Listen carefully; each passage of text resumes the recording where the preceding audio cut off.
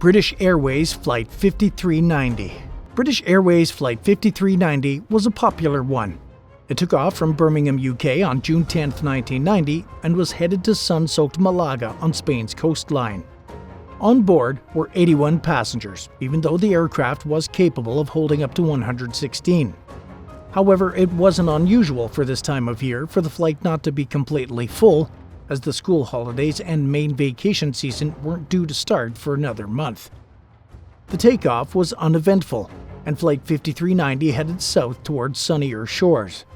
But around 13 minutes into the journey, at an altitude of 17,300 feet over the sleepy Oxfordshire town of Didcot, all hell would break loose. There was a loud bang, and the cockpit window by the side of Captain Tim Lancaster completely blew out. The immediate change in air pressure then sucked Lancaster out of the window head first. If it weren't for the fact that he'd quickly managed to wrap his legs around the flight controls, he would have sailed out of the open window to his death. However, that wasn't the only thing that the rest of the crew on board had to deal with. Not only did they make sure that Lancaster didn't get sucked out of the plane, but in saving himself by holding on to the flight controls, he pulled the aircraft out of autopilot and put it on full descent. The decompression in the cabin had also locked the throttle controls, meaning that the plane was picking up speed. Cabin crew members rushed into the cockpit to hold on to Captain Lancaster, freeing the controls so that First Officer Alistair Atchison could start getting things under control. It's worth noting that at this time it was unknown whether or not Captain Lancaster was hurt. Normally, being sucked out of an aircraft at that altitude and with that much speed and pressure would be fatal. The crew merely held on to the captain's body because they feared that if they let go, his body might be sucked into the craft's engine or possibly even damage the wings. After putting out a mayday call, the runway at Southampton Airport was cleared for First Officer Atchison to land. However, before they could touch down, there was something else to worry about. The runway at Southampton was significantly shorter than that of Birmingham, and so there was a risk that the plane wouldn't be able to stop in time. However, it was their only option. Luckily, the plane was able to land safely, which wasn't the only miracle to occur that day. From the time that the incident had occurred to the emergency landing at Southampton Airport, Captain Tim Lancaster had been outside of the aircraft for over 20 minutes. Usually this would be fatal, but despite all odds, the captain survived. He did, however, sustain some injuries as a result. He broke both of his arms from being flailed around by the flight, and he also suffered frostbite from the cold temperatures outside of the plane. But miraculously, he lived to tell the tale. Number 5. The Miracle on the Hudson. There aren't many flights out there that end up being turned into star-studded movies, but that's exactly what happened with US Airways Flight 1549, otherwise known as the Miracle on the Hudson. The flight took off from LaGuardia Airport in New York City on January 15, 2009. The plane was headed to Charlotte, North Carolina, and was piloted by Captain Chelsea Sullenberger and his co-pilot Jeffrey Skiles. It was only a few short minutes into their ascent from LaGuardia Airport that problems began to arise. The plane apparently flew through a flock of Canadian geese at around 3,000 feet, and some of them hit the aircraft's windshield, which momentarily affected the pilot's vision. Afterward, both engines on the Airbus A320 failed, but luckily the plane had enough power to keep climbing for another 19 seconds, allowing the pilot to respond by gliding the plane to safety. Sullenberger then contacted air traffic control at LaGuardia, which was only 4 miles away, and informed them of the situation he was in. He also explained that he would be circling back to perform an emergency landing. However, after further assessing the situation, both pilots realized that returning to LaGuardia would be all but impossible. Instead, they requested to make an emergency landing at Teterboro Airport in New Jersey. This request was approved and they were cleared to land, but unfortunately, they didn't have enough time to make it there either. Only one option remained for Captain Sullenberger and Flight 1549, the Hudson River. In a dramatic scene, the pilots flew the plane over the George Washington Bridge at an altitude of just 900 feet. The aircraft then ditched into the Hudson River as residents of New York watched from the ground. Landing with no power is hard enough to do on a regular runway, but Sullenberger managed to do it on a river in one of the busiest cities in the world. Not to mention that the landing was near perfect, with the plane gliding smoothly onto the water without nosediving or causing significant damage. As the flight crew opened the emergency doors to safety, the extent of Sullenberger's and Skiles' heroism was plain to see, as every single one of the passengers emerged onto the wings of the aircraft in order to evacuate. The riders were likely scared out of their minds, but all of them were alive. The extraction of the passengers was so seamless that everyone was safely taken to shore in just 24 minutes after the plane's emergency landing. Although a full investigation and simulation of the emergency landing were carried out after the incident, the reason for the craft's engine failures were clear. Both engines had sucked up at least 2 geese each when the plane flew the flock of birds. Although most planes, including the Airbus A320, are bird-tested, they can't withstand things that are on the scale of a Canadian goose.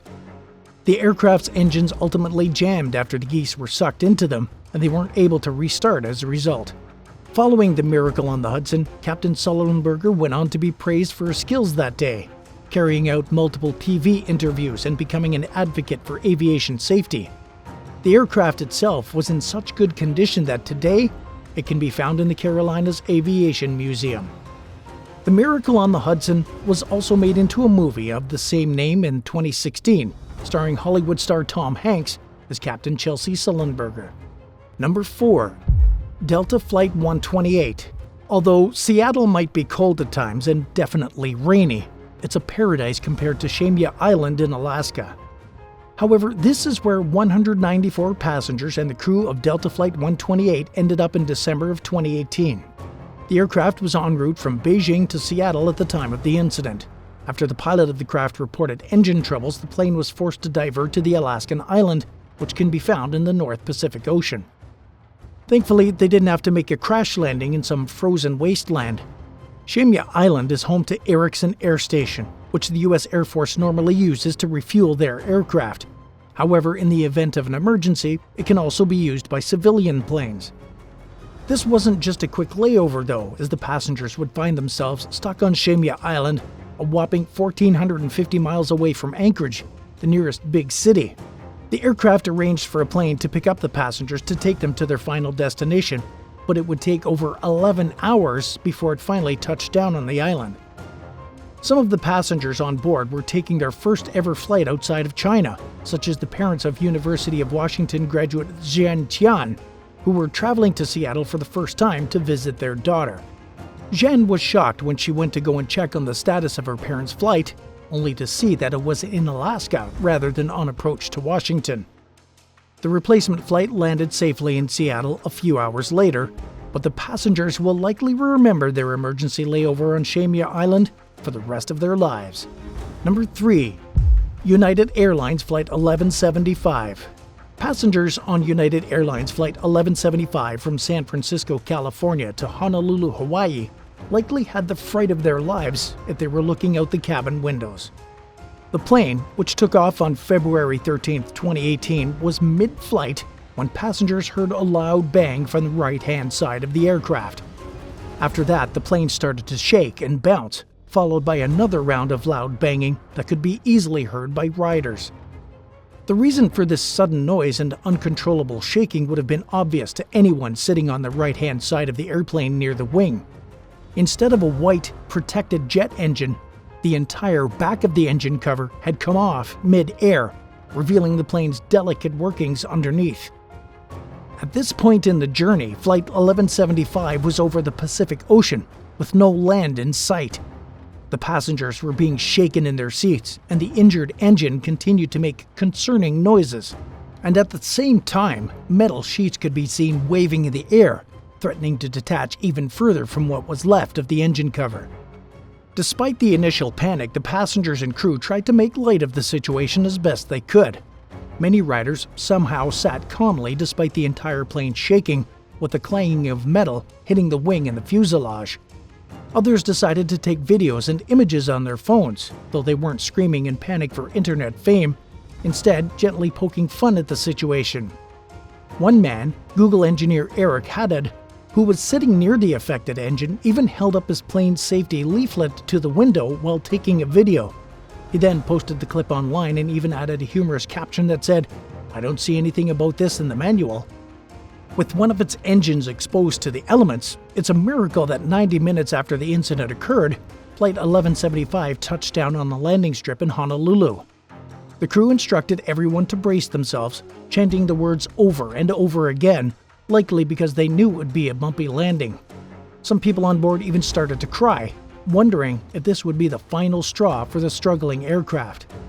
However, despite the mid-air trauma, all 363 passengers and 11 crew members were able to disembark safely, and miraculously, there were no reported injuries. Have you ever been on a flight that seemed like a nightmare? Let us know in the comments below, and don't forget to hit that subscribe button for more fascinating stories. Number 2. Qantas Flight 464. In October of 2014, Qantas Flight 464, which was captained by Jeremy Zwart and First Officer Lachlan Smale, achieved a landing that many would have thought impossible. They were due to land at Sydney Airport, but the entire area was in the grips of an immense thunderstorm. The city and its airport were being hit by winds of more than 62 miles an hour, on top of the already heavy rainfall they were experiencing. To put this into perspective, the landing strip at Sydney Airport saw just over 2 inches of rainfall within an hour. Other parts of the airport, including the baggage reclaim areas, were being flooded as well.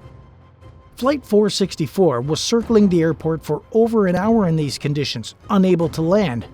Other flights, over 22 of them, had been diverted away from the airport, but Captain Zwart and his crew were undeterred. They finally got what they needed when Zwart announced there'd been a 15-minute break from the thunder, and they were going to take their chances landing before they missed their opportunity to do so. However, this meant that Flight 464 would be landing in the eye of a storm. Despite some shaking of the plane and a few nervous passengers, the aircraft touched down safely on the wet tarmac with little to no issue. As soon as the plane's wheels connected with the ground and the aircraft began to slow down, the entire cabin erupted into thunderous applause, with the passengers likely happy to just be alive. And at number 1, the Gimli glider. On July 23, 1983, 61 passengers were aboard Air Canada Flight 143 to Edmonton. However, the plane that they were on, a Boeing 767, would end up landing on an airstrip in Gimli, Manitoba instead, an incident that would later be known as the Gimli glider. The plane took off from Montreal, but shortly after their journey began, it was clear something was wrong. The aircraft had just been freshly refueled, but from looking at the fuel gauges, Captain Robert Pearson noticed that they only had enough juice to get them halfway to their destination in Edmonton. They knew they'd never make it, so instead they decided to try and land at Gimli Air Base. Although it wasn't in service, it was a place that First Officer Maurice Cantal knew well, as he was once stationed there as part of the Royal Canadian Air Force. However, on that day, the airbase was far from deserted. In fact, it was being used for Family Day celebrations for the Winnipeg Sports Car Club. Families had gathered for picnics and to camp out at the site, and the landing strip that Flight 143 needed was being used to hold go-kart races. As the plane grew ever closer, families scrambled away from the runway, realizing that the plane was going to rip right through the heart of their celebrations. Flight 143 was gliding at this point, with no fuel to power the engines or enough to even deploy the nose landing gear. The Boeing 767 touched down with its nose scraping across the tarmac, creating sparks which caused a fire that the go-karters had to put out with the fire extinguishers they had on hand. Although no one had been hurt in the landing of the aircraft, a good few people did end up getting injured as they were trying to disembark the airplane. As the nose was tilted downward, thanks to the front landing gear not deploying on the aircraft, the back of the plane was much higher up in the air than it should have been. That meant that the passengers had to evacuate out of the back of the plane and had to glide down an emergency slide that didn't even reach the ground. The gap between the end of the slide and the ground below was almost 3 stories high. Which one of these emergency landings had you on the edge of your seat? Let us know in the comments below, and don't forget to subscribe to the channel if you haven't already. Thanks for watching, and we'll see you next time.